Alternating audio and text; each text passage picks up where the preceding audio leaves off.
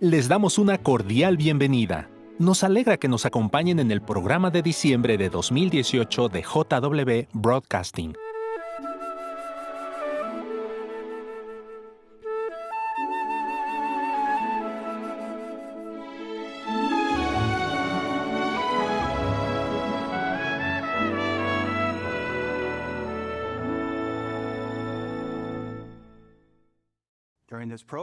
En este programa disfrutarán de emocionantes y edificantes discursos bíblicos que se dirigieron a los estudiantes y otros asistentes a la graduación de Galaad, celebrada el 8 de septiembre de 2018. Y es solo un aperitivo. Las partes 2 y 3 de la graduación se publicarán en las próximas semanas. Además de escuchar discursos bíblicos motivadores, en unos días podrán conocer a algunos de los estudiantes en la nueva entrega De Primera Mano. Por ahora, los invitamos a ver la primera parte de la graduación de la clase 145 de Galaad.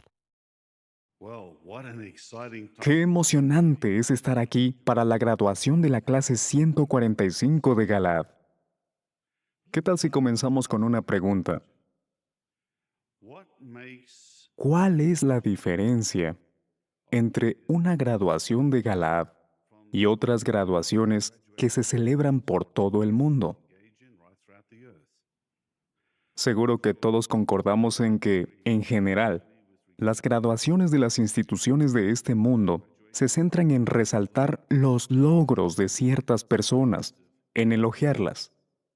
Pero como han podido comprobar, queridos estudiantes, la formación que han recibido en Galaad se centra en glorificar a Jehová. Por eso, el título de nuestros comentarios de introducción es: Busquen siempre la gloria de Jehová, no la propia. Eso está de acuerdo con lo que enseñan las Escrituras. Veamos, por ejemplo, lo que dice la carta a los Romanos. Romanos capítulo 12. Y fijémonos en el recordatorio de los versículos 3 y 16.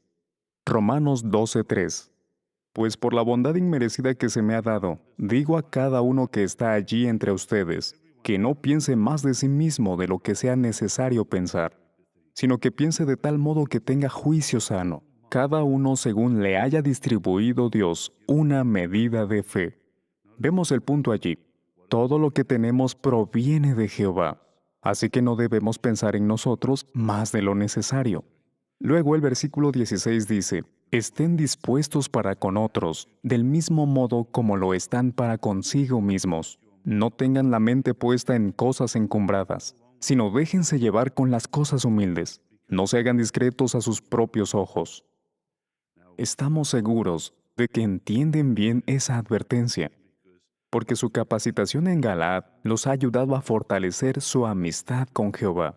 Y cuando uno conoce bien a Jehová, quiere glorificarlo, pues sabe que todo lo bueno que tiene viene de Él.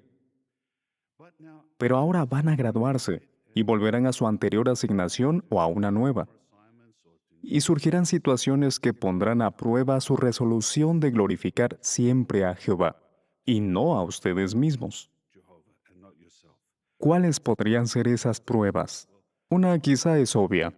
Digamos que vuelves a tu asignación anterior y los hermanos te dicen: Vaya, has cambiado. ¿Cuánto has mejorado? Bueno, ya eso te ayuda a ser humilde, ¿no? No te habías dado cuenta de lo mal que estabas antes. Sabes un montón. ¿Qué ejemplos pones? Tu enseñanza. Has mejorado tanto. ¿Cómo reaccionarás? Claro, no les vas a decir: Me alegra que lo notes. Yo también me he dado cuenta. Estoy seguro, todos lo estamos, de que estarán resueltos en situaciones así a glorificar a Jehová y no a ustedes mismos. Quizá esa prueba sea fácil, porque es obvio que en estos casos hay que tener cuidado. Pero, ¿en qué otras situaciones podemos vernos tentados, por orgullo, a glorificarnos a nosotros mismos? Podría ser cuando alguien nos critique, o tal vez no nos muestre el respeto que creemos que merecemos, o quizá no tengamos los privilegios que esperamos recibir. Eso podría ser una tentación. Sentir que deben recordarles a todos la preparación especial que recibieron, que son graduados. Es parecido a la trampa en la que cayó Job. Claro, cuando pensamos en él, pensamos en una persona muy leal, un hombre íntegro. Las dos palabras van juntas, Job e integridad. Pero también vemos que Job tuvo que recibir un consejo firme. ¿Y en qué punto de su vida hizo algo por lo que hubo que darle ese tipo de consejo? Recordemos un poco, no vamos a leer los versículos, porque los conocen bien. Pero en el capítulo 1 vemos que Job lo perdió todo, sus hijos, sus posesiones, una cosa tras otra. Aún así, en Job 1:22 leemos que él no pecó, no atribuyó nada impropio a Dios. Sufrió todas esas tragedias, pasó por pruebas terribles, pero salió victorioso de ellas. Hasta ese momento, no pecó. ¿Y qué pasó en el segundo ataque? Seguro que recuerdan que tuvo aquella horrible enfermedad y luego su esposa le dijo, «Maldice a Dios y muere». ¿Fue entonces cuando hubo que aconsejarlo? No. En el capítulo 2 de Job, versículo 10, dice que él no pecó con sus labios. Así que, hasta ese punto, iba bien, podríamos decir. Había demostrado su lealtad. Entonces, ¿cuándo fue que empezó a cometer errores que hicieron necesario darle un consejo firme? Bueno, allá en 1981, la Atalaya lo explicó. Señaló que fue cuando 3 supuestos amigos comenzaron a criticarlo. Le decían, quizá hiciste esto o aquello. Debe haber una razón. La Atalaya mostró que esas acusaciones falsas llevaron a Job al límite. Y él se puso a justificarse enérgicamente, aun cuando eso daba a entender que Jehová no lo estaba tratando con justicia. Vemos que cuando alguien nos critica o levanta acusaciones falsas contra nosotros, de repente podríamos comenzar a justificarnos. ¿Y qué implica justificarse? Glorificarse a uno mismo en vez de glorificar a Jehová. Por supuesto, nuestro Señor Jesucristo nos da un ejemplo mejor. Veamos lo que se relata en Juan capítulo 8. Juan capítulo 8, versículos 48 a 50. Allí vemos a un grupo de judíos que criticó a Jesús, que levantó acusaciones falsas contra él. Leamos el versículo 48. En respuesta, los judíos le dijeron a Jesús, ¿no decimos correctamente, tú eres samaritano? Recordarán que eso no era un cumplido. ¿Y tienes demonio? En otra ocasión dijeron, está loco. ¿Pero qué hizo Jesús? ¿Cayó en la misma trampa que Job y comenzó a justificarse? No, hizo un simple comentario en el versículo 49. Yo no tengo demonio, sino que honro a mi Padre, y ustedes me deshonran a mí. Y añadió, pero yo no busco gloria para mí mismo. Hay quien busca y juzga. Como vemos, nuestro Señor Jesús nos puso un ejemplo excelente en esa difícil situación. Aunque sufrió una acusación falsa, se concentró en dar gloria a Jehová. Entonces, ¿qué lección nos enseña esto a todos? No solo a ustedes, sino a todos. Pues que no hace falta decirle a todo el mundo que se han graduado de Galaad. No es necesario impresionar a otros para ganarse su respeto. Y no deben alabarse a sí mismos. ¿Cuál debería ser nuestra meta? El último versículo que vamos a leer está en Mateo y contiene unas palabras de Jesús. Mateo 5:16. Asimismo resplandezca la luz de ustedes delante de los hombres, para que ellos vean sus obras excelentes y den gloria al Padre de ustedes, que está en los cielos. ¡Qué meta tan bonita! Lo que queremos lograr no es glorificarnos a nosotros mismos, sino dar toda la gloria a Jehová. Con eso presente, esperamos disfrutar del magnífico programa de hoy. Varios hermanos han dedicado mucho tiempo a preparar las palabras que les dirán antes de que se vayan a sus asignaciones. El primero es el hermano John Ekran. Él ha titulado su discurso, ¿Qué hacer cuando llegue el año de la sequía?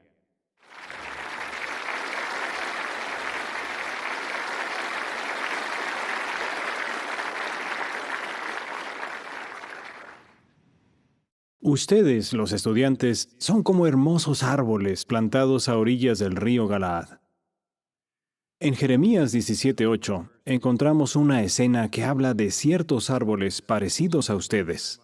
Allí dice, «Y ciertamente llegará a ser como un árbol plantado junto a las aguas, que envía sus raíces al mismísimo lado de la corriente de agua, y no verá cuando venga el calor, sino que su follaje realmente resultará frondoso. Y en el año de sequía no se inquietará, ni dejará de producir fruto». Pues bien, ustedes han bebido de las aguas de Galaad. Y hoy que se gradúan, y después cuando ya estén en sus asignaciones, seguirán echando hojas y dando fruto, por así decirlo. Ahora bien, según el versículo 8, ¿a qué pruebas se enfrentarían aquellos árboles?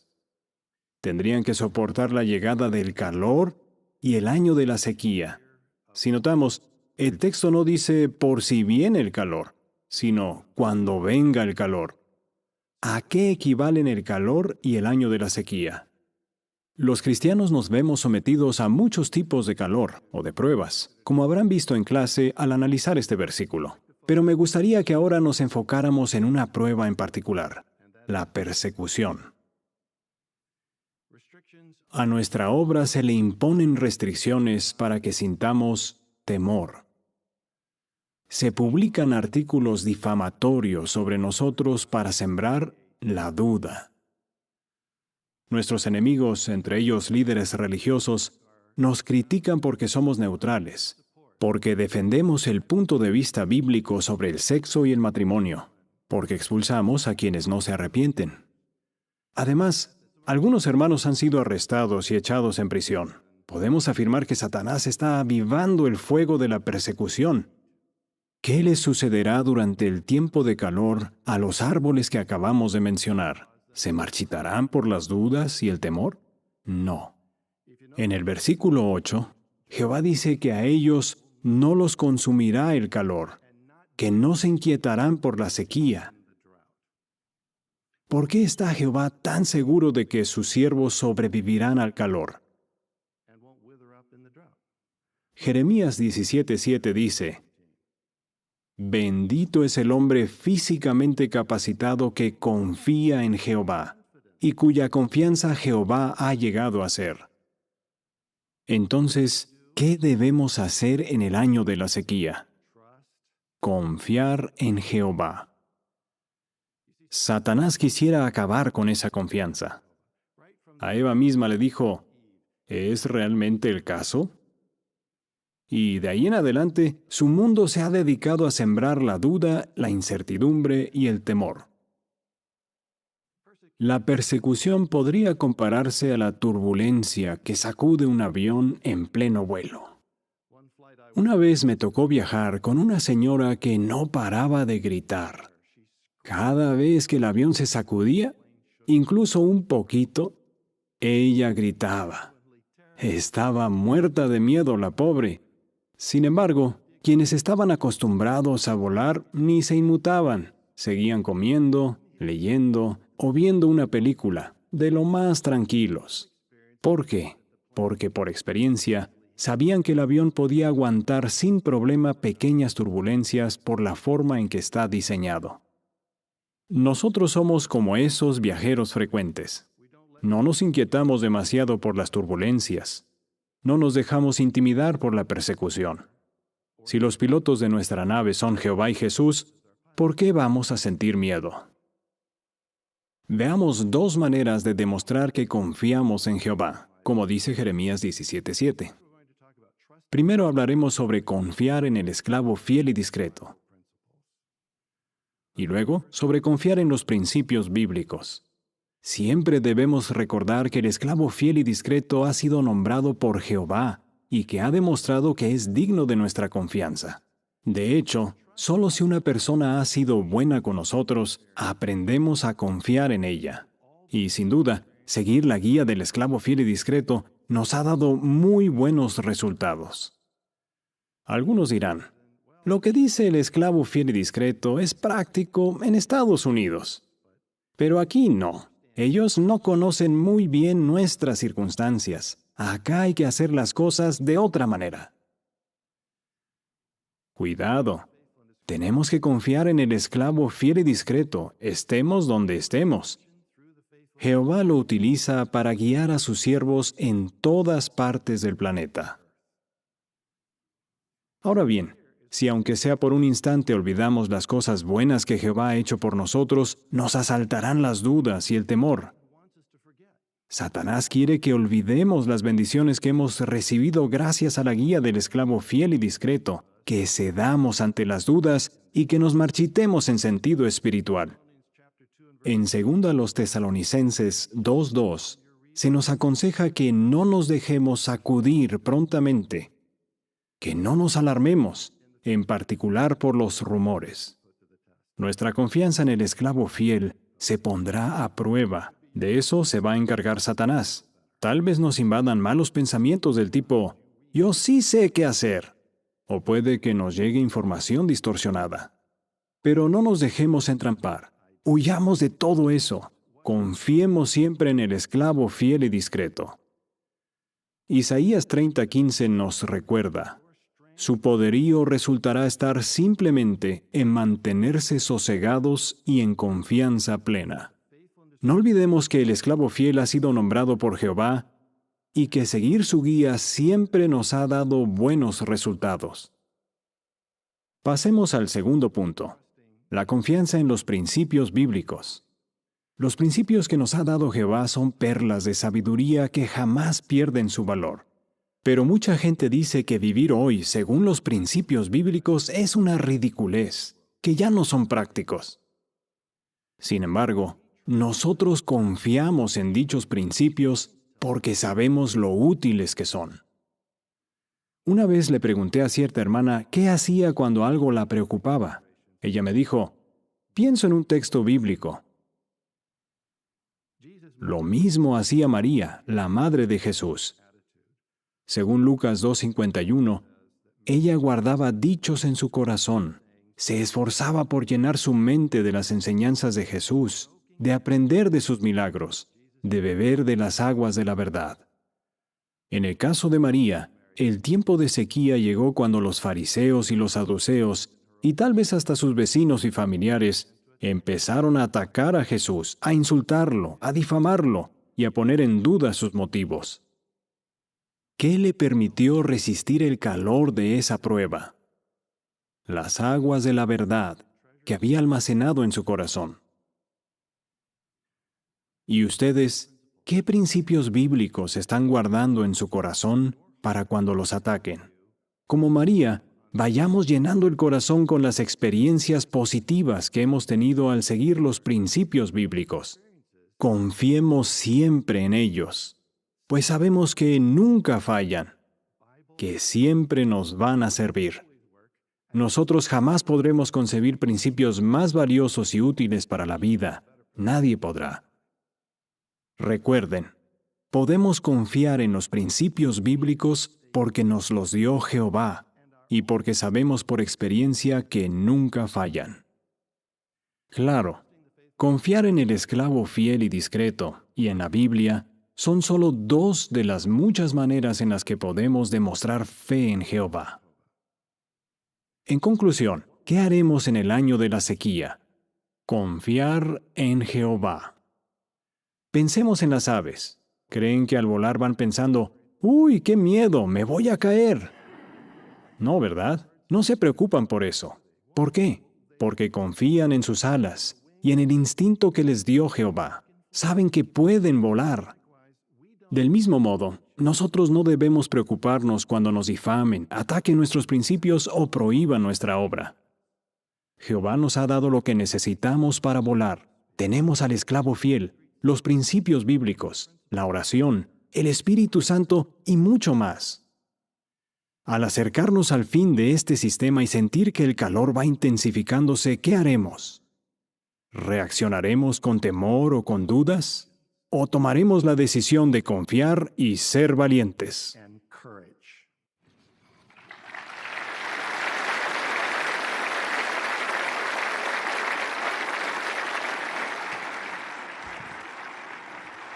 Muchas gracias, hermano Ekran. Nos gustó mucho. Olvidé decir que el hermano Ekran es ayudante del comité de coordinadores. Imaginarán que, como soy el presidente de la sesión, no me da tiempo a tomar notas. Otras cosas me tienen inquieto. Pero hice algún apunte rápido. Ni en sequía hay que dudar, en Jehová hay que confiar. Con esto espero recordar algo del discurso del hermano Ekran. Ahora, el hermano William Turner, ayudante del comité de servicio, nos plantea una pregunta que despierta la curiosidad. ¿Se han convertido en otras personas?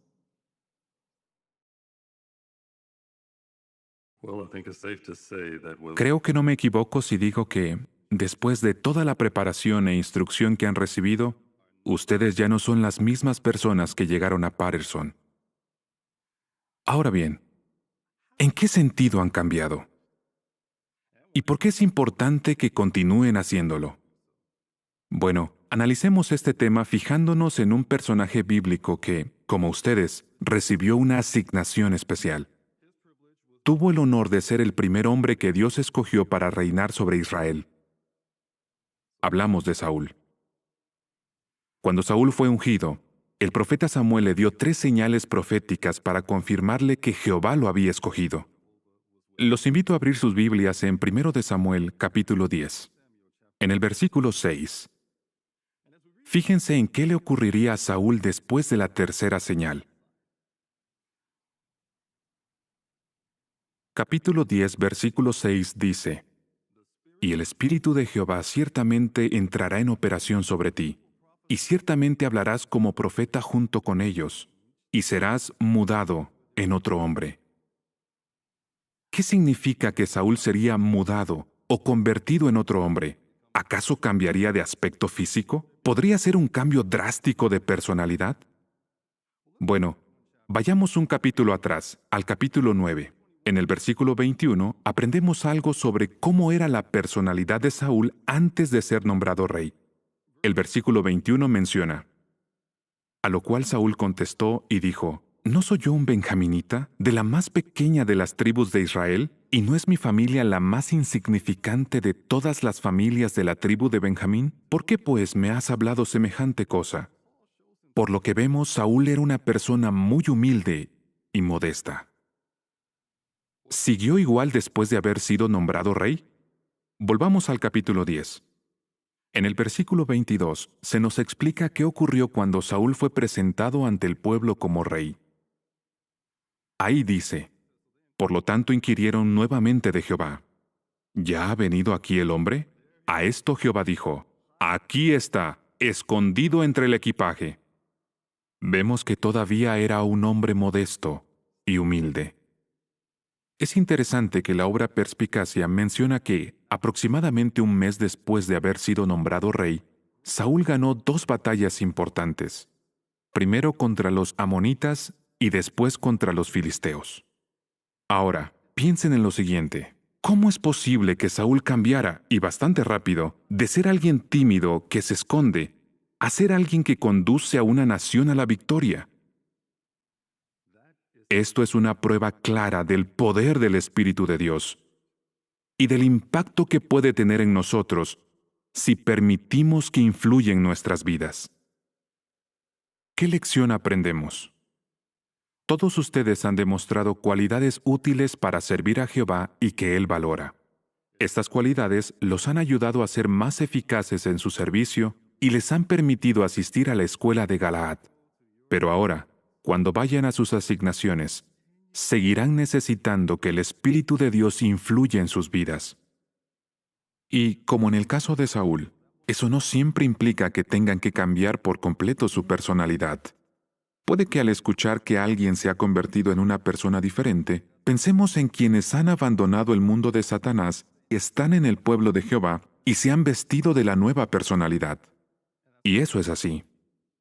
Pero la realidad es que todos los cristianos, incluso los que son espiritualmente maduros, tienen que hacer cambios de vez en cuando. Y esos cambios pueden influir mucho en sus vidas. Es posible que algunos de ustedes tengan una personalidad reservada y tímida, y que también se sientan cómodos quedándose escondidos entre el equipaje. Pero ahora, con la ayuda del Espíritu de Dios, y porque valoran lo que han aprendido, quizás se sientan impulsados a salir de su zona de confort y a compartir con los demás lo que han aprendido. O puede que antes de Galaad fueran buenos organizadores y les resultara fácil tomar la iniciativa y cumplir con sus tareas de manera eficaz. Pero quizás han visto la necesidad de cambiar y se han dado cuenta de que es sabio bajar el ritmo, esperar un poco e incluso pedir la opinión de los demás. El Espíritu Santo los puede ayudar a ser superintendentes más amables, mejores pastores, más tolerantes y a demostrar empatía. Todos son ventajas. Cuanto más se dejen guiar por el Espíritu de Dios, más evidentes serán los cambios en su vida. Bueno, todos sabemos que la historia de Saúl no acabó bien. En lugar de seguir apoyándose en Jehová, empezó a confiar en sí mismo. Le preocupaba más su posición como rey que su relación con Jehová. Si todavía están en el capítulo 10, fíjense en el versículo 27. Es interesante ver cómo reaccionó Saúl al enfrentar pruebas cuando todavía contaba con el Espíritu de Dios. Aquí vemos que algunos hombres cuestionaron su nombramiento, pero él no sintió la necesidad de defenderse o probar que estaban equivocados. Simplemente se quedó callado y se centró en su asignación. Pero fíjense en lo que pasó un poco después. Cuando ya no contaba con el Espíritu de Dios y un mal espíritu empezó a apoderarse de él. Ahora los comentarios negativos de otros. Saúl ha derribado sus miles y David sus decenas de miles. Ahora sí, ya le importaban, ya eran un problema, le nublaron el juicio, no controló sus emociones y tomó malas decisiones. ¿Qué nos ayudará a no actuar como Saúl y a mantener nuestra amistad con Dios? Bueno, analicemos el ejemplo de otro personaje bíblico que también se llamaba Saúl, o Saulo, y que después llegó a ser conocido como el apóstol Pablo. Sabemos muy bien que Pablo necesitaba más que solo pulir un poco su personalidad. Necesitaba un cambio radical. Pero gracias al Espíritu de Dios, consiguió ser una persona diferente y recibió el privilegio de servir como apóstol a las naciones. Si buscan en sus Biblias 1 Corintios capítulo 15, verán qué actitud demostró Pablo. 1 Corintios 15:9 dice: «Porque yo soy el más pequeño de los apóstoles, y no soy digno de ser llamado apóstol, porque perseguía a la congregación de Dios, mas por la bondad inmerecida de Dios, soy lo que soy». ¡Qué buena actitud!, ¿verdad? ¿Por qué creen que Pablo mantuvo esa actitud humilde el resto de su vida, mientras que el rey Saúl no? Bueno, los dos sabían que la única razón por la que disfrutaban de una asignación especial era por la bondad inmerecida de Jehová. Pero Pablo nunca consideró su privilegio más importante que su relación con Dios. Por eso estudiaba, meditaba, percibía cuál era la voluntad de Jehová y después estaba atento para seguir la guía del Espíritu de Dios. Claro, Pablo también tuvo que enfrentarse a retos. Durante los 3 primeros años de su ministerio, hubo hermanos que ni siquiera creían que él fuera apóstol. Aún así, nunca usó su puesto de autoridad para obligarlos a respetarlo. Nunca se alejó de sus hermanos. Los amó mucho. Dejó que sus acciones hablaran por él. Y ustedes pueden hacer lo mismo. Amen a sus hermanos, que perciban el amor que ustedes sienten por Jehová y el amor que sienten por ellos. En resumen, sigan manifestando las bonitas cualidades que hicieron posible que asistieran a Galaad, como la modestia y la humildad. Y estudien, mediten y sigan dejándose guiar por el Espíritu Santo. Cuando vean que es necesario hacer cambios en su personalidad para mejorar en su labor o para mantener la paz con los hermanos, Bueno, no duden en hacerlos. Así demostrarán que se han convertido en otras personas, que se han refinado, que son útiles, personas muy queridas por Jehová, y que la bendición de Jehová siga estando sobre ustedes y sobre la gran labor que realizan por su nombre.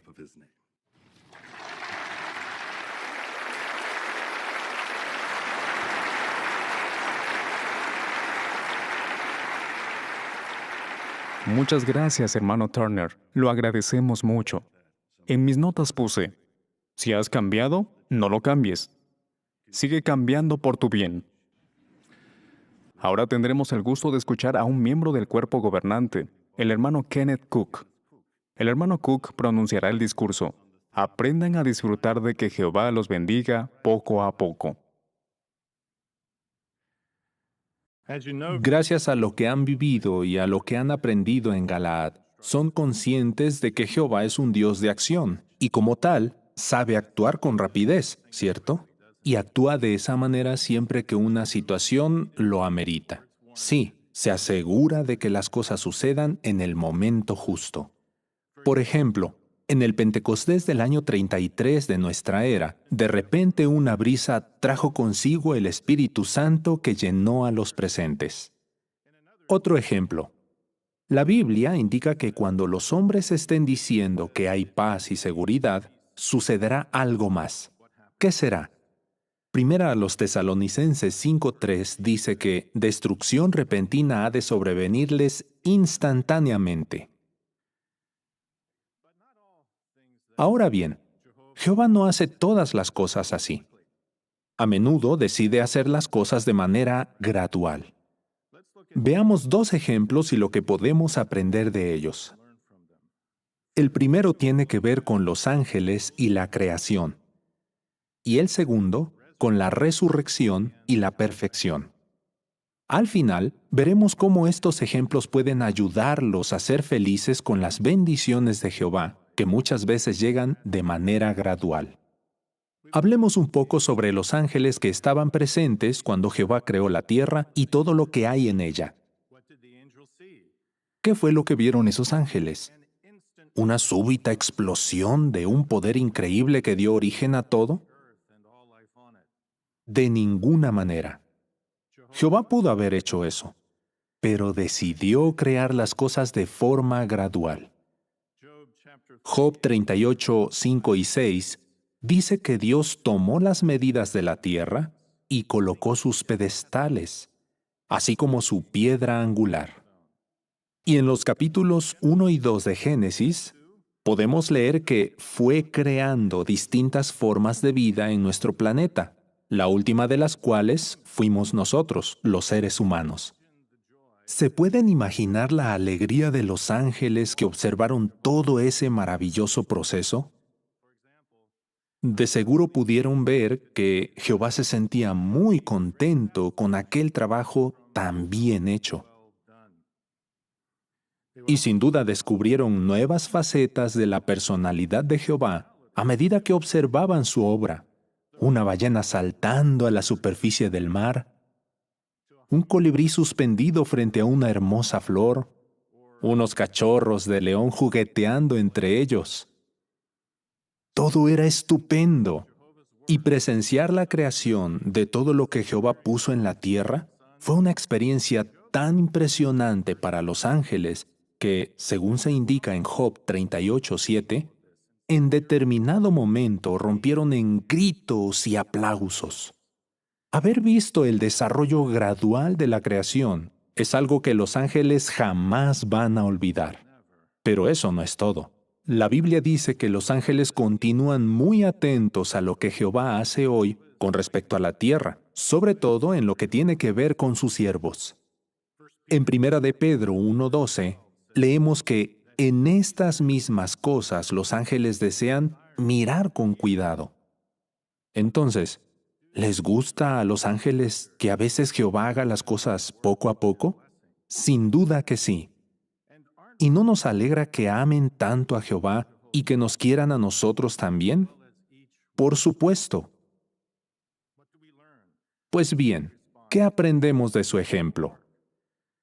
que debemos atesorar cada momento, cada etapa en nuestro servicio a Jehová, que debemos estar agradecidos por la oportunidad de conocerlo cada día mejor. Por eso, imiten a los ángeles. Aplaudan por cada detalle que aprendan sobre nuestro Padre Celestial. Dense tiempo para meditar en sus obras, en su palabra y en la misericordia incomparable que demostró al dar a su Hijo por nosotros. En el siguiente ejemplo, los invito a mirar hacia el futuro no muy lejano. Hablemos un poco sobre la resurrección y, más en concreto, sobre la perfección. Cuando Jehová y su Hijo devuelvan la vida a incontables millones de personas en el Nuevo Mundo, no volverán todos al mismo tiempo ni se levantarán siendo perfectos, pero sí estarán en condiciones de reconocerse a sí mismos, de saber quiénes son. Sus enfermedades y limitaciones más graves serán cosas del pasado, pero tendrán los mismos sentimientos y la misma forma de pensar. Ahora bien, estarán felices de conocer a Jehová y de ir recibiendo su bendición a medida que hacen su voluntad y progresan día tras día. Verán cumplidas las palabras de Proverbios 10:22, que los invito a leer. El versículo 22 dice: La bendición de Jehová, eso es lo que enriquece, y Él no añade dolor con ella. Así que, ¿cómo bendecirá Jehová a los resucitados? De manera gradual, y eso los enriquecerá muchísimo, sobre todo en sentido espiritual. Gracias a la ayuda de Jehová y al amor que sienten por Él, serán capaces de ir dejando atrás las debilidades que, en este mundo controlado por el diablo y sus secuaces, tanto cuesta superar. Y por si fuera poco, los millones y millones de personas que vivan en el Nuevo Mundo desarrollarán un grado de salud y vitalidad que hoy no podemos ni imaginar. Jehová hará cosas maravillosas día a día en favor de una nueva humanidad agradecida. Y vale la pena recordar que, a medida que los habitantes del Nuevo Mundo se acerquen a la perfección, irán desarrollando la empatía necesaria para ayudar a quienes resuciten a conocer a Jehová y a convertirse en mejores personas. ¿Cómo nos ayuda a todos, tanto a ustedes como a nosotros, detenernos a pensar en esto? Nos motiva a ver los beneficios de ser pacientes y de comprender que, a menudo, Jehová decide cumplir de manera gradual lo que promete. Hacer esto nos ayuda a mantener los pies sobre la tierra, por decirlo así. Hoy hacemos nuestro mejor esfuerzo, pero no esperamos que todo salga a la perfección. Sí habrá perfección, pero en el futuro. Mientras tanto, una fe fuerte nos permitirá sentirnos satisfechos, más allá de lo que tengamos que afrontar. ¿Por qué? Porque vamos a estar seguros de que todo lo que Jehová ha prometido se cumplirá, y en el momento justo. Ahora hablemos concretamente sobre ustedes. Hoy que se gradúan de Galaad, quizás miren atrás a lo que vivieron los pasados 5 meses y se preocupen al pensar que no todo salió a la perfección. Creo que así me sentiría yo. Pero no se preocupen por eso. Mejor concéntrense en lo felices que se sentirán a medida que vayan poniendo en práctica todo lo que han aprendido y vean cómo Jehová les va dando bendiciones. Al fin y al cabo, Jehová no nos bendecirá por ser enciclopedias vivientes, sino por lo que hagamos con el conocimiento. El ejemplo del rey Salomón lo deja claro. En Primero de los Reyes 4:32, leemos que él podía recitar 3,000 proverbios y que compuso más de 1,000 canciones. Pero en determinado momento, su mente y su corazón perdieron la conexión entre sí. Como resultado, se alejó de Jehová. La Biblia señala que sus esposas extranjeras terminaron por corromper el corazón de Salomón. Así, en vez de acercarse cada vez más a Jehová, Salomón se fue alejando poco a poco del Dios verdadero. Tristemente, se perdió la oportunidad de seguir recibiendo bendiciones de su parte. Por eso, cuídense para nunca actuar como él. Más bien, esfuércense de corazón por ser como los ángeles. Aunque ellos se saben muchísimos más proverbios y canciones que Salomón, saborean cada pizca de conocimiento que van adquiriendo sobre su Padre Celestial. Miren hacia el futuro. Piensen en cómo pueden emplear toda la maravillosa instrucción de este curso y úsenla para servir humildemente a los demás. Si se esfuerzan por hacerlo, Jehová irá dándoles bendiciones, pequeñas muestras de lo que les espera en el nuevo mundo. Además, recuerden que quienes aprenden a disfrutar ahora de que Jehová los bendiga poco a poco, también sabrán disfrutar de las bendiciones que, una a una, les llegarán en el nuevo mundo.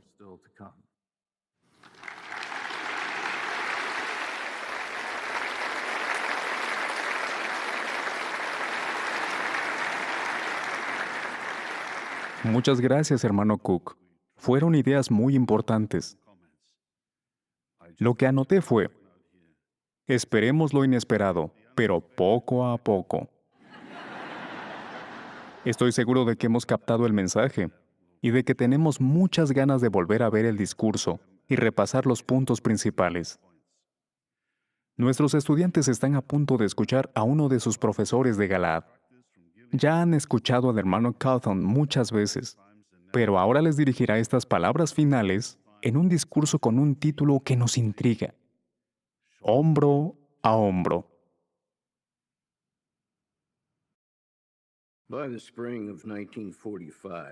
Para la primavera de 1945, las fuerzas aliadas y rusas acorralaban a Alemania. Los nazis iban perdiendo la guerra, así que dieron una orden siniestra, la de llevar al oeste a los prisioneros de los campos de concentración y destruir toda evidencia de las atrocidades que se habían cometido allí. El 21 de abril comenzó la evacuación de Sachsenhausen. El plan era hacer marchar a los prisioneros hasta la costa del Báltico, enviarlos mar adentro y hundir las embarcaciones. Y por si no bastara con eso, los guardias de la SS tenían la orden explícita de disparar contra cualquier prisionero que no mantuviera el paso. Como ya estaban débiles, cientos fueron blanco de los disparos por el camino, y miles más murieron de frío, hambre y agotamiento. Así comenzó lo que llegó a llamarse la Marcha de la Muerte. Llama la atención que entre los evacuados de Sachsenhausen estaban 230 de nuestros hermanos. Y tal como los demás prisioneros, no estaban en condiciones para realizar el viaje, en sentido físico, aunque sí estaban a la altura en sentido espiritual. ¿Por qué lo decimos? Abran sus Biblias, por favor, para leer una promesa de Jehová que se encuentra en Sofonías 3:9. Allí Él prometió dar a su pueblo un lenguaje puro. La pregunta sería, ¿para hacer qué? Ese versículo dice, para servirle hombro a hombro, o como dice la nota de la revisión en inglés, en unidad. Esa era la clave. Su arma secreta fue su unidad, ir hombro a hombro. Hasta los débiles se hacen fuertes cuando están unidos. Hoy en día, nosotros estamos en la marcha de la vida. Pero no olvidemos que no marchamos solos. En el viaje nos acompañan hermanos y hermanas de diversos antecedentes y edades. La cuestión es, ¿marchamos hombro a hombro? ¿Qué podemos aprender de los hermanos que estuvieron en aquella marcha de la muerte? Primero, para llegar a la costa, los prisioneros debían caminar 250 kilómetros, o sea, 155 millas. En el trayecto, colocaron sus alimentos en un pequeño bulto que compartían entre todos. Pueden imaginarse que compartir la comida no es fácil si uno se está muriendo de hambre y se siente muy débil. Pero los hermanos recordaban principios bíblicos, como el de Proverbios 11:25, que dice que el alma generosa será engordada y el que riega a otros será regado. ¿Qué lección aprendemos? La siguiente: la unidad debe resistir las pruebas más severas. Ser un cristiano verdadero es más que un compromiso con Dios. Es un compromiso con otros cristianos también. Así que no se refrenen. Sean generosos en sus asignaciones. Y recuerden, uno de los recursos más valiosos que pueden compartir con otros es su tiempo. Aprendan a ser equilibrados. Dediquen tiempo a quien lo necesite. No dejen que el tiempo los gobierne. En vez de decir, no tengo tiempo, digan, ¿en qué te ayudo? Segundo punto. Cuando los guardias de la SS les dieron una carreta, los hermanos podrían haberlo visto como una carga más. Pero se pusieron contentos. ¿Por qué? Porque lo vieron como una oportunidad. ¿En qué sentido? En el trayecto, los enfermos y los mayores podían ir en la carreta y descansar un poco. Cuando uno recuperaba fuerzas, otro tomaba su lugar.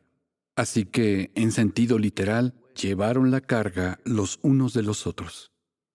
¿Qué lección aprendemos? Donde hay unidad, está la victoria. Y en medio de las dificultades, surgen oportunidades. Busquen oportunidades de darse ánimo unos a otros. La palabra animar significa infundir vigor, energía moral. Como tenemos una fe fuerte, quizá no perdamos la esperanza, pero podríamos perder el ánimo, especialmente en tiempos de crisis o dolor extremos. Pero algo tan sencillo como una palabra de ánimo o un acto de bondad puede hacer milagros.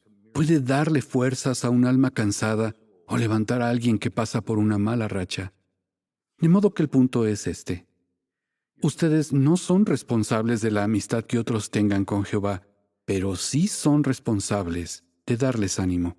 Jehová espera que hagamos todo lo que esté en nuestra mano por ayudar a los hermanos. Sencillamente no podemos permitir que los intereses personales destruyan nuestra unidad. Una idea más. Durante la última noche, los prisioneros se detuvieron cerca de un bosque. Los guardias les dijeron a todos que se podían ir, que eran libres. Imagínense que hubieran estado allí. Habría sido muy tentador. Por supuesto, no estaban seguros de qué hacer, así que le pidieron a Jehová que los guiara. Todos unidos decidieron quedarse en su sitio. Ninguno se separó del grupo. Más tarde se supo que los que aceptaron la oferta murieron de un disparo. La lección: no dejemos que nada ni nadie nos divida. Satanás es el rey del lema, divide y vencerás. Nosotros debemos seguir juntos para siempre. Cuando surgen diferencias, uno puede usar sus energías para vengarse o para resolver el problema, pero no para ambas cosas. La Biblia dice, tengan amor intenso unos para con otros, así que no dejemos que las diferencias nos distancien y no guardemos rencor por ofensas pasadas. En el pueblo de Jehová, las imperfecciones no se graban, se borran. Para resumir, servimos a Jehová en parte sirviendo a los demás. Compartan de buena gana sus recursos con otros, en especial su tiempo. Es en momentos de crisis, de dolor, de duda, cuando nos necesitamos más. Si ven que un hermano empieza a estar decaído, llévenlo en la carreta. Hagamos lo que sea necesario, aunque nos parezca difícil o no nos convenga. Recuerden, nuestras acciones revelan lo que tenemos en el corazón, sea que nos guste o no. Tengan amor intenso unos para con otros. Mantengan la unidad de mente y corazón. Cumplan con su responsabilidad para con otros como la cumplen para con Jehová y Jesús. Y finalmente, recordemos que en la unidad está la fuerza y la belleza. Jehová está formando un nuevo mundo. Hermanos, un mundo nuevo, un solo pueblo, una nueva sociedad mundial formada por personas que lo adoren unidas. No pierdan eso de vista. En conclusión, más de 10.700 personas perdieron la vida en aquella infame marcha de la muerte que salió de Sachsenhausen. Pero ni uno solo de los 230 hermanos perdió la vida. ¿Por qué? Bueno, que lo digan ellos con sus propias palabras. Esta es una cita de la resolución que adoptaron los hermanos en ese bosque justo después de su liberación. Un largo y duro periodo de prueba queda tras nosotros, y los que han sido arrebatados del horno ardiente ni siquiera tienen sobre ellos el olor a fuego. Al contrario, están llenos de fortaleza y poder de Jehová. Tenemos un solo deseo, en vista de que se nos ha librado de la guarida de los leones, que se nos permita servir a Jehová para toda la eternidad.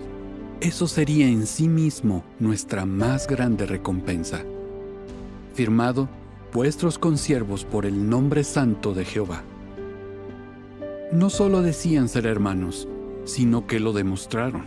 Fueron como una familia unida a lo largo de toda la prueba y salieron victoriosos. A medida que este mundo se hace más y más frío, hermanos, estemos más resueltos que nunca a servir a nuestro Dios, hombro a hombro.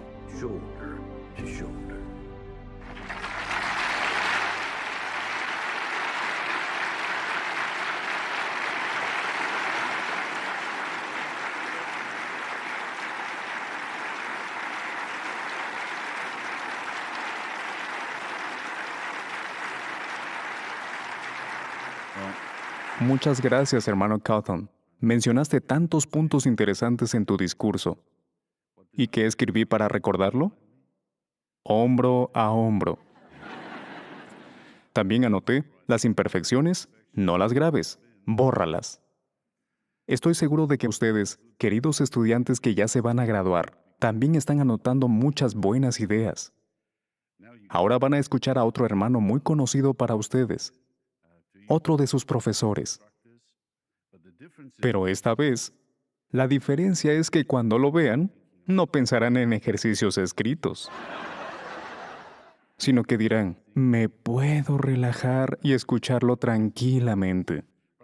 El hermano Mark Numer, ayudante del Comité de Enseñanza y profesor de Galaad, presentará el discurso, 4 palabras que deben guiar nuestra vida.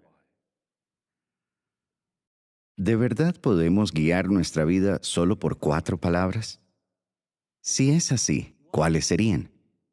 Encontramos la respuesta en el ejemplo que nos dejó Cristo. Pensemos en la última noche que vivió en la tierra. El futuro de toda la humanidad recaía sobre sus hombros. Lo que dijo, lo que hizo y lo que pensó en aquellas horas críticas se seguiría recordando miles de años más tarde. ¿Y qué dejaría en la memoria de la humanidad? No hace falta adivinarlo. En un versículo, tan solo uno, Jesús reveló lo que guió cada uno de sus actos y decisiones. En un solo versículo. 4 palabras. 4 palabras por las que guió su vida. Los animamos a guiar sus vidas también por esas mismas 4 palabras, a tomarlas a pecho, a tomarlas en serio. Se encuentran en Juan 14, versículo 31. Juan 14, 31. Tienen que ver con la última noche de la vida de Jesús, para que el mundo conozca que yo amo al Padre. Yo amo al Padre. Estas 4 palabras expresan el vínculo más fuerte que existe en el universo. Un lazo irrompible de amor entre Jesús y su Padre. Esa unión inquebrantable motivó a Jesús a defender sin egoísmo la reputación de su Padre, hasta su último aliento, con la confianza en que Jehová lo protegería y lo resucitaría. Yo amo al Padre. Pero, ¿cómo se hizo tan fuerte ese amor? ¿Cómo se formó ese lazo irrompible, inquebrantable? El Hijo unigénito de Dios fue creado perfecto, es cierto, pero ¿tenía ya Jesús un amor así de fuerte por su Padre cuando fue creado? No, fue creado con libertad de elección. Satanás también había sido creado con libre albedrío y la capacidad de fortalecer y profundizar ese amor. Por su parte, el Hijo de Dios no tenía completamente desarrollado al principio ese amor desinteresado y abnegado. ¿Qué tuvo que hacer? Tuvo que cultivar ese estrecho apego por su Padre, ese amor profundo. ¿Y cómo lo logró? Observando la personalidad de su Padre. Podemos imaginarnos en qué se fijó antes de venir a la tierra. Quizás se fijó con atención en cómo su Padre usaba su poder, su autoridad, su fuerza, a favor de la gente, de los aplastados, de los humildes. Es posible que viera cómo su Padre usaba su poder para ayudar a los aplastados de espíritu. Vio cómo trató a Ruth la Moabita, una muchacha moabita de una nación pagana. ¿Acaso pensó, ¿una muchacha moabita?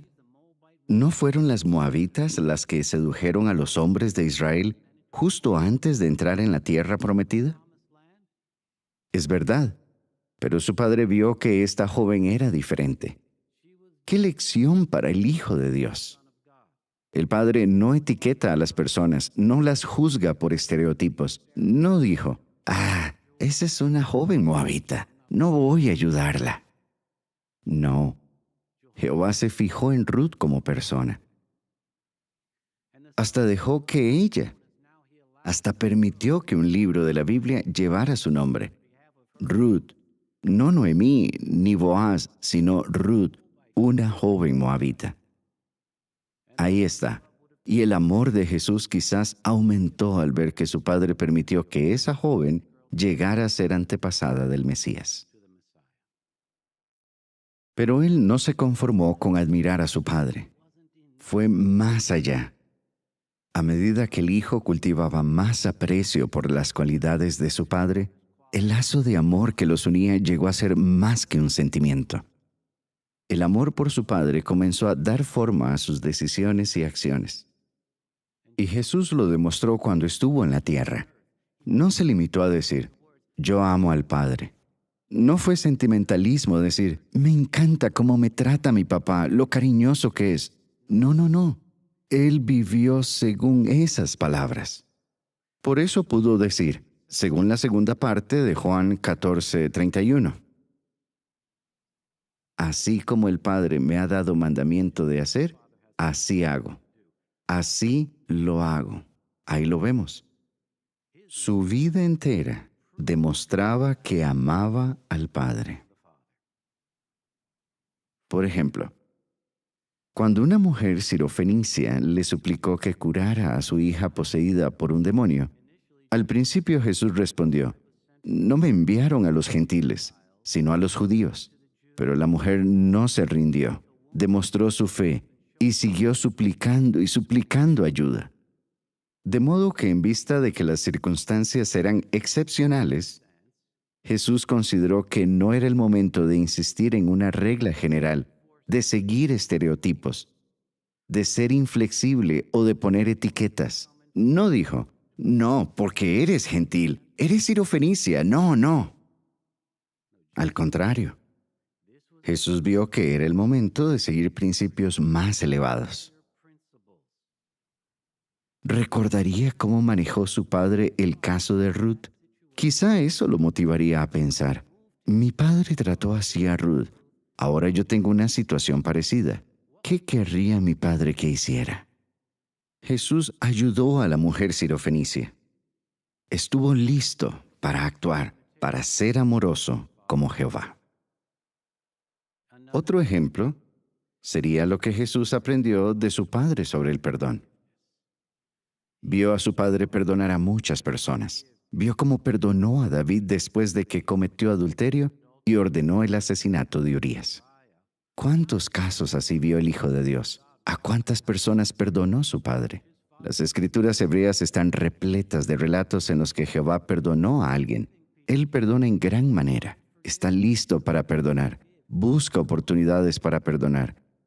Eso fue lo que aprendió el Hijo de Dios. Sin duda, eso lo ayudó a perdonar los frecuentes errores de sus apóstoles y de otras personas. Jesús vio que perdonar a otros era una oportunidad de parecerse a su Padre, una oportunidad de que sus acciones proclamaran fuerte y claro que de tal palo, tal astilla. No se limitó a decir, yo amo al Padre. No solo lo sintió, también lo vivió. Ahora, llevemos esta explicación más allá de esta escuela y veamos cómo aplicarla a las situaciones de la vida diaria. Justo después de que Jesús dijera, yo amo al Padre, dijo, levántense, vámonos de aquí. Dentro de poco, ustedes también se levantarán y se irán de aquí. Y no saben qué pruebas de fe se les presentarán. Aún no lo saben.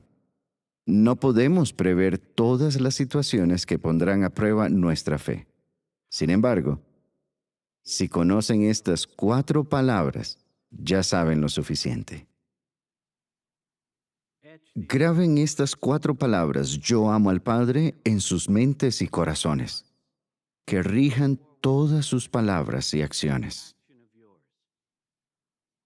Por ejemplo, si reciben cierta autoridad, ¿cómo van a tratar a los demás? ¿Cómo van a tratar a los que estén a su cargo? Aprendan de Jesús, de lo que dijo la noche antes de morir. Pudo haber hablado solamente de sí mismo. Haber dicho algo como, para que el mundo sepa que soy el Hijo de Dios, el primogénito de toda la creación. Soy la segunda persona más importante en el universo. O quizá, yo pienso entregar mi vida en sacrificio como rescate por ustedes. O, en mí se cumplen todas las profecías. Pero ninguno de sus pensamientos giraba en torno a sí mismo, de su autoridad o sus logros. Tal como Jesús, no se concentren en su puesto. Muestren por su manera de tratar a otros que su deseo sincero e intención es complacer a su Padre Celestial. Eso es lo que queremos hacer. Ahora, después de que se vayan de aquí, ¿quién será para ustedes como Ruth? Demuestren que no clasifican a la gente por categorías. En vez de quejarse de tal o cual departamento, de una nacionalidad, de cierto idioma, de las hermanas, ¿quién será para ustedes como la mujer sirofenicia? Aprovechen las oportunidades para ser más flexibles y razonables. Distingan cuándo es el momento de ser flexibles y mostrar más amor. En vez de estar siempre buscando y corrigiendo errores. Esfuércense por cultivar la capacidad de pensar, la capacidad de aplicar principios en vez de insistir en las reglas. Desarrollar esa facultad no es fácil, porque cuando pensamos en alguien, con frecuencia nuestras emociones afectan nuestra manera de tratar a esa persona. Empezamos a recordar lo que nos gusta o disgusta de ella, si la respetamos o no, si confiamos en ella. Reaccionamos de forma emocional en vez de valorarla de forma objetiva. Pero cuando tomamos decisiones basándonos simplemente en sentimientos disfrazados de argumentos lógicos, solemos llegar a conclusiones equivocadas. Así que no olviden lo que les voy a decir ahora. Pregúntense, ¿mis decisiones se basan en principios elevados o simplemente en si me cae bien o mal cierta persona? Si se basan en principios, Eso fortalece y da estabilidad a la organización. Por eso, ¿quiénes serán para ustedes como los apóstoles imperfectos? Busquen oportunidades de perdonar más, de ser más pacientes con los defectos de otros. Quizás seas un superintendente y los apóstoles imperfectos sean los que trabajan bajo tu dirección. O tal vez te decepcione otro traductor o un compañero de tu departamento. Si eso pasa, ¿te guiarás por aquellas 4 palabras? Una hermana lo hizo. Ella cuenta: algo que pasó en mi departamento me lastimó mucho. Me afectó en lo más profundo. Desde entonces, lucho con el sentimiento de no estar a la altura. Me he sentido muy desanimada, como si no tuviera nada que aportar, pero no me rindo. Me aferro a Jehová y no me suelto. Lo amo por encima de todo. Y estoy segura de que superaré mis sentimientos negativos y de que me haré más fuerte en sentido espiritual y mental.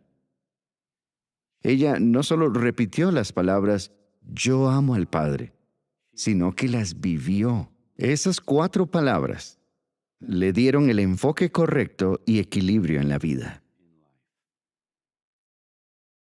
En resumen, cuando lo más importante para nosotros es la aprobación de Jehová y el gran amor que sentimos por Él, cuando esa relación espiritual está por encima de cualquier cosa en nuestra vida, lo demás es secundario. ¿Cómo llegar a ese punto? Reflexionando en la manera como Jehová hace las cosas, desarrollando amor por sus caminos e imitándolo. En Juan 13:15, Jesús dijo: yo les he puesto el modelo. Estamos seguros de que seguirán ese modelo. Demuéstrenselo al mundo, como Jesús. Ahora es su oportunidad de demostrarles a todos que ustedes también pueden hacer frente a cualquier prueba de fe que les sobrevenga. Sabemos que pueden hacerlo. Confiamos en ustedes. ¿Cómo lo sabemos? Porque están unidos al Padre por el lazo más fuerte del universo. Porque los motivan las 4 palabras que deben guiar nuestras vidas. Yo amo al Padre.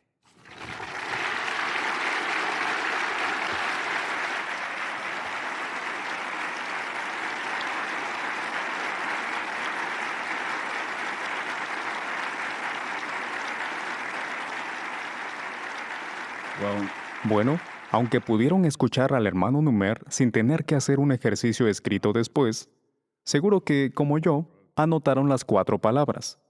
Yo amo al Padre. Muchas gracias, hermano Numer. Hemos disfrutado mucho. La verdad es que hemos aprendido bastantes puntos buenos en el programa de hoy. Pero de repente me acordé de que este programa se va a retransmitir por nuestro canal JW Broadcasting en 163 idiomas, así que no hacía falta que tomara notas. ¡Qué programa tan emocionante y fortalecedor! No olviden conectarse en unos días para ver la segunda y la tercera partes de esta reunión especial. Para concluir, nos gustaría enviarles saludos desde Taiwán. Es una isla del sudeste asiático de más de 35,000 kilómetros cuadrados, o casi 13,000 millas cuadradas de superficie. Tiene una gran densidad de población, pues cuenta con 23 millones de habitantes. El primer occidental que vio esta isla la llamó Ilia Formosa, o Isla Bella. Y es fácil entender por qué. Tiene hermosas costas, tierras fértiles y majestuosas montañas tapizadas con frondosas selvas. La mayor parte de la población está asentada a lo largo de las llanuras costeras en extensas y bulliciosas ciudades. La manufactura y la exportación de diversos productos son el motor de la economía. La lengua oficial es el chino mandarín, aunque convive con otras 16 lenguas nativas. Una de las lenguas en las que predican los hermanos es el Amis. En enero de 2018, se estableció en la ciudad de Hualien una oficina remota de traducción a ese idioma. Allí se traducen publicaciones escritas y en audio. La congregación Amis de Hualien tiene 80 publicadores. Cuenta con 5 ancianos y 22 precursores regulares. Dirigen más de 70 cursos bíblicos todos los meses. Los hermanos tratan de contactar con los hablantes de Amis de la ciudad de Hualien, donde coexisten poblaciones de habla china y Minnan. En las montañas, los hablantes de Amis se encuentran más aislados, así que los hermanos recorren largas distancias en pequeñas motos para llevarles las buenas noticias del reino. Nuestros hermanos de la congregación Amis de Hualien nos envían sus afectuosos saludos. Desde la Central Mundial de los Testigos de Jehová, esto es JW Broadcasting.